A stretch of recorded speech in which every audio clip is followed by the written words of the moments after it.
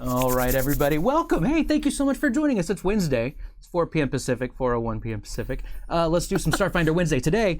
I am so excited. We've been talking about Dawn of Flame, the AP, and we're trying to get to all. We're going through all of these in order, essentially, as they come out. And so, we've talked to Chris Sims and all of that sort of thing. Today, it's time for the second volume of the AP. And to talk about that, we've got Crystal in the house. Crystal, thank you so much for being here. Hey, Dan, thanks for having me. Pause for applause, because we know that's going on. Air horns, everything. People are going crazy. I can see right there in the chat. They're going Dan! crazy. Woo! Dan! For you. They love you. Thank you so much for making it here. Some of the longtime fans might have known when we had Crystal on a long time ago. Like 9 months ago? It was a while ago. There was Steve. Thank you so much. That's super nice of you to give us that. That's awesome. That's 1,000 bits for Crystal. Thank you. Aww. We had a show that we had planned, and there was an appointment that got in the way. Yes. So I ended up bringing in people from Paizo's office to kind of stall for a half hour. And then we got to do the show. It was a lot of fun, too. It should have been a 2-hour appointment. It somehow took 4 hours. What are you going to do? It's fine. It's fine. Hillary, how are you? But the scars have healed very nicely. You know what? It's like it never even happened. It's a whole new show. And really, if you've seen some of those old shows, it is like a whole new show. I promise you that. You have chairs now. That's nice. Yeah, it's funny because whenever somebody makes fun of the way that I host a show, I'm like, you should have seen the old ones because it was even worse than I am now. So let's talk about the AP. You did the second volume in the Dawn of Flame Adventure Path. What's the title of this one? Soldiers of Brass. Soldiers of Brass. Now, one thing you need to keep in mind is we try to be non-spoilery as much as we can. So let's start off. So I don't tell them about the killer clowns? Well, not anymore. No, we'll edit that out. They've never even heard the killer clowns, but they are pretty scary.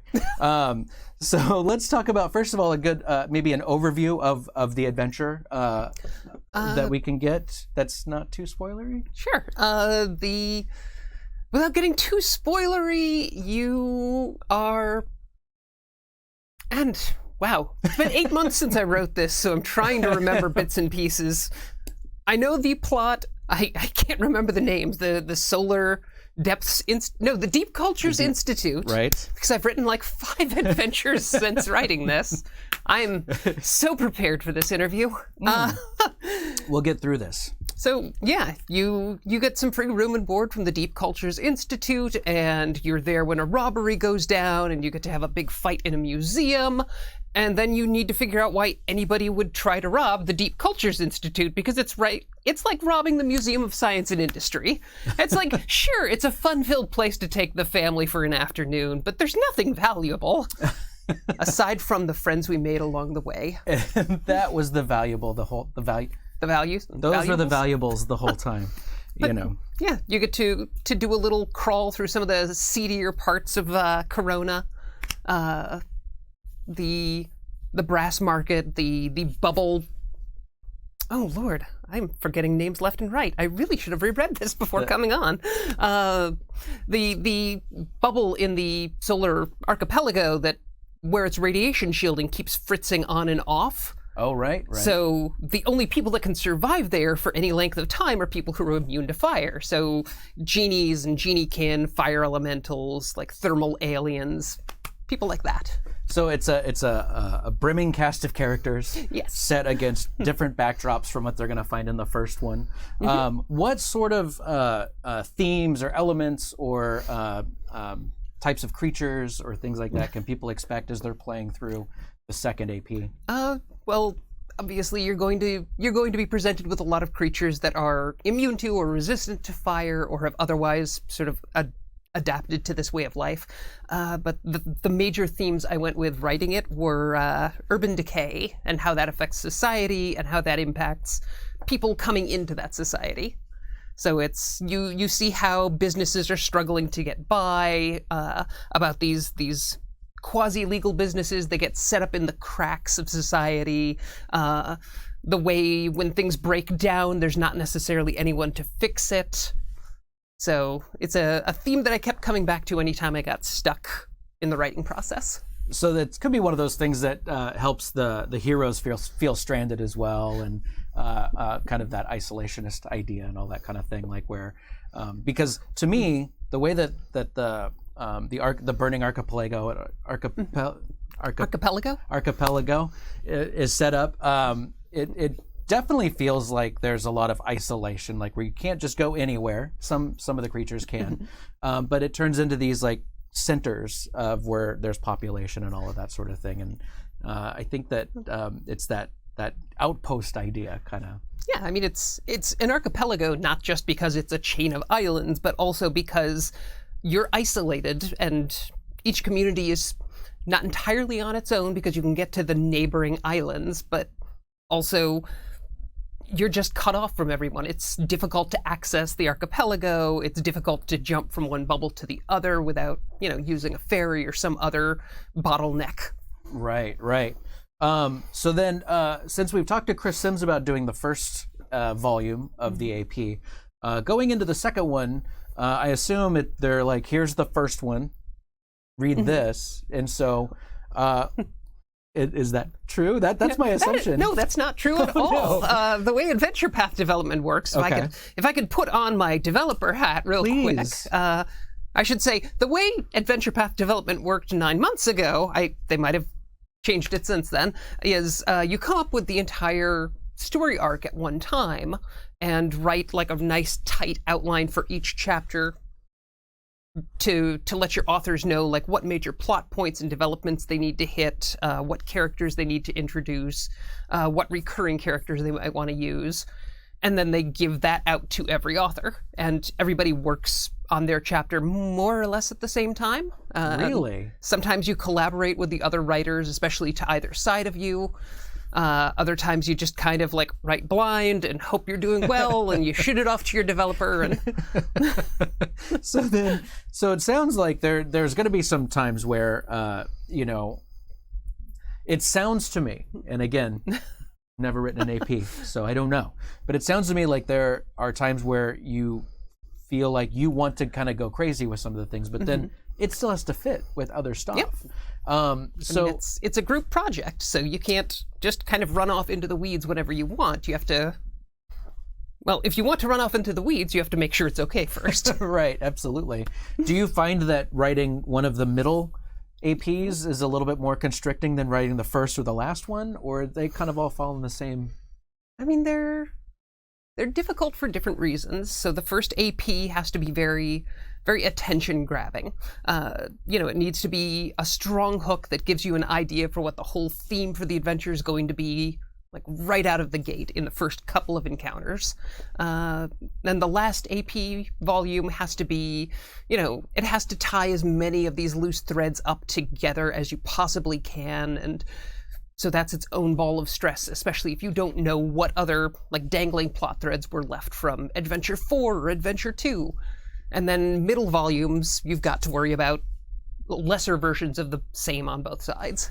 Interesting. So then when it comes to writing, kind of because this is a collaboration. It's like now that I'm hearing more of it, an AP is not just you take the first one, great, now that's done, you take the second one. Since it's all happening together, it is a collaboration in every sense of the word. What are some of the restrictive parts of that where you're like if you want to go crazy, you got to find a way to dial it back in or get approval. But what are some of the ones where you're like, I really wish we could do this, but I can't? Oh, some of them are. I mean, you always want to have some options for like, well, what if the PCs just don't want to do this? Right. And it's like, what if this adventure is boring and the PCs want to become, I don't know, meteorite merchants? Which, they can do that. Or asteroid miners. And, as a GM, I can just at my table be like, all right, this isn't jibing with people. My players are more interested in the barkeeper that I introduced to sell the plot to them.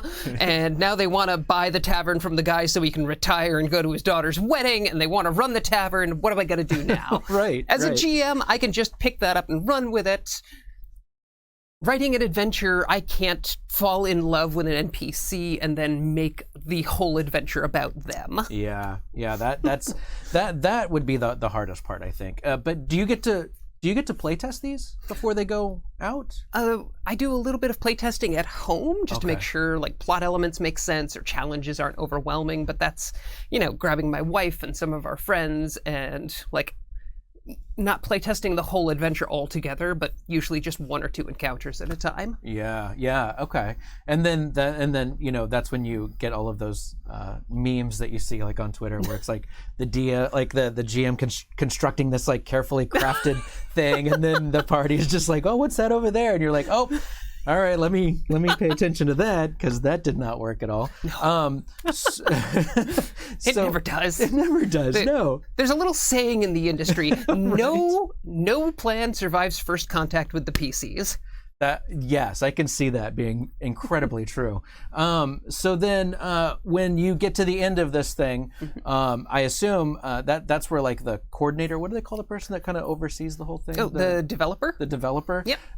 That's kind of so. Then everything goes to them, and then they're like, "Hey, we need to change these things, or this looks awesome, or whatever." Yep. So then, based off of that, do you get to do your own rewrites from there, like, or does that just stay with the team at that point? There's usually they'll want a very detailed outline first in the first couple of weeks, and that's every encounter that you plan to put in this, along with the context you're going to use, and you don't need a full write-up, but at least explain what the stat block will look like.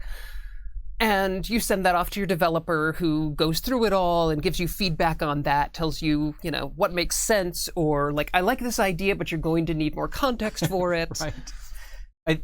And yeah, that comes back to me, and I do a bunch of writing, and sometimes there's a check-in maybe 6 weeks or 8 weeks down the line where they read what I've written so far and point out any major problems, and I'll work with that, maybe rewrite encounters, and then I give a final turnover that they make additional changes to. Nice. So then so in the chat, I just noticed, so Hillary actually said having more than one path to something is likely a good idea. That got me thinking about the ending of an AP going into the next one. How difficult, because, you don't necessarily have everybody on the same linear line leaving one AP and going into the next one. What are some things that you have to keep in mind to start knowing, well, they could be here, they could be here, they could be here? What's that process like? Well, I mean, APs by necessity are more railroady than, adventures you might run at home, or one-off adventures you might put into a module or something like that. So even if the middle section is fairly flexible and sandboxy, your intro and outro need to be kind of one note-ish. Usually I try to adapt that with like, well, here's what happens if this major NPC survives, or here's what happened if the PCs, retreated to lick their wounds for a while, and how everybody, like how people restock and reset the dungeon. And like, here are plot hooks the PCs might pick up on going into the next adventure, but it's not a video game, so we can't ever plan for everything the PCs will do. Yeah, that's fair. That is fair. So getting back into the AP again, what were some of the different backdrops and settings that you were really excited to play around in? Just because of every setting seems to have its own personality in Starfinder. Yeah. Well, I like the market there in Corona, the sort of faulty bubble, which is basically a scaled down version of the City of Brass. So it's, lots of tiny stalls of shady people selling things that you probably shouldn't be buying, but can. They're available, There's lots of Ifriti. Yep. So we did, when Chris was on, we kind of talked about, that whole thing. And I immediately got like, what's the... Arabian Nights vibe going, I was like... no, I just couldn't think of it, but it was like that Arabian Nights vibe. And then he was Yowie? like... And he was why not? Sure. So Not a lot of guests just stun you. no, it doesn't happen very often. Critical Hand thought it was really funny, so there's that. But yeah, it kind of gave me that vibe, and then he was like, "Well, yeah, there's like gins and Afreet and all that kind of stuff." And Sulis too. Sulis, what's a Suli? Sulis are humanoids that have some like mingling from the elemental planes, but no one is super dominant, so they just sort of are generically elemental. They can like wrap their weapons in an energy aura. They're a little immune to fire, a little immune to cold, a little immune to acid, a little immune to electricity. So they're just overall bad news. Like, Yes. If you're a player, you don't want to encounter them. If you're a GM, you can't wait to put it on the board. Oh no, if you're a player, you want to play one. Yeah, that's fair. Which the stats for it are in the back of this volume. Again, welcome to Starfinder. Like, that is one of the coolest things, where it's just, you can be pretty much anything you want. yeah. There's no restrictions. There's no available playable corgi folk yet, which... Yet. What we'll do is comment, subscribe for corgi folk.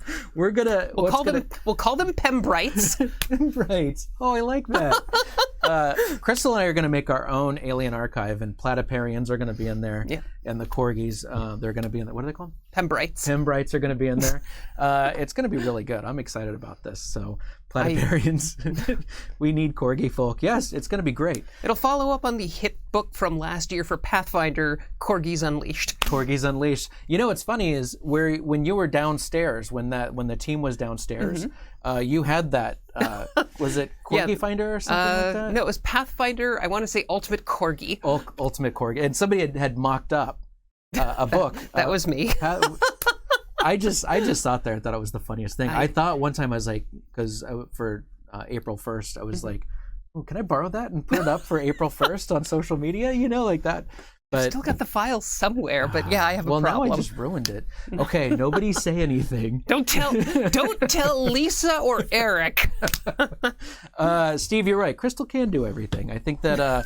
For those of you that are hanging out for the Q&A afterwards, we're going to talk about some other stuff too, which that you're working on. I'm excited about that. So. Basically going to be here until Dan tells me to leave. Well, you never know. We'll see. So let's see. When it comes to playing around like with the bazaar, like having that, the different settings and all of that sort of thing, is there anything that you ended up putting in the AP that you were like, oh, I'm saving that for a homebrew, and kind of writing that one down and being like, that will come back, don't worry?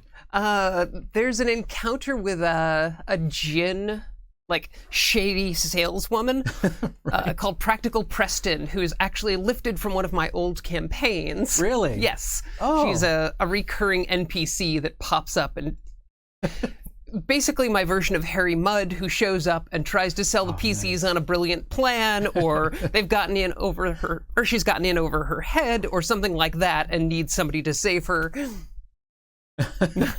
That is awesome. I think that getting into the ideas of what ends up making it from things that you've done before and all that sort of thing.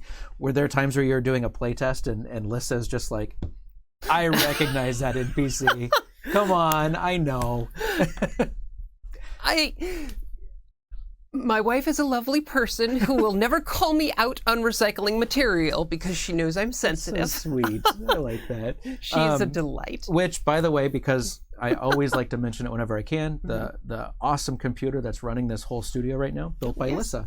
And it is a workhorse and a beast of a computer. She is ingenious. Nailed it. And it's got awesome lights all over it. So I remember, we'll get into this later. I don't want to take up time for that, but remind me, I've got a computer story we'll get to in the Q&A. No, once we go on to the interviews portion later, what do you call it, the after show? The Q&A. The Q&A. Yeah. Once we go to the Q&A, I'll talk your ear off about how great Lissa is. That's awesome. She also wrote a good chunk of the Numeria Multhune book. Really? Yeah. I had no idea. Yep. The, running a rebellion / militia system. That's hers. Oh, that's so awesome. Mm-hmm. I think, was it Iron Gods? They just released another AP on Fantasy Grounds. So if you use Fantasy Grounds, they just released Volume 2, I think it is. So anyway, Nermithos. Oh yeah, Mark. So Mark and Chris Sims are both in the chat. Welcome. Oh, nice. Welcome. Hi, Chris. Hire me for more work. so getting into trying to wrap up the AP chat, and then we'll finish up this part of the show and everything. What are some of the highlights that you really you're excited for people to experience and can't wait, but in a non-spoilery way? Again, it's mildly spoilery, but I really fell in love with Ikeshti, the Akatonian version of lizard folk. Oh, nice. Because I was trying to pick what's a species, like a sentient race that we can put on here and be like an underclass sort of gang that aren't just more genie-kin, because they feature really prominently in the whole AP. And I found lizard folk, and like, lizard folk, but those are so old. But then I read them, and it's like, oh, they're from Mars, and they like living in deserts, and if they don't get to lay their eggs, they become hulking, like, flesh-eating monsters, and they shoot blood out of their eyes. I mean, come on. that is the best defense, you know? Yeah, the best defense is shooting blood out of your eyes. That's a quote. Crystal Frasier, 2019. Put that on a pillow. We'll put it right there on the couch. It'll be stitched on embroidery. It'll look great.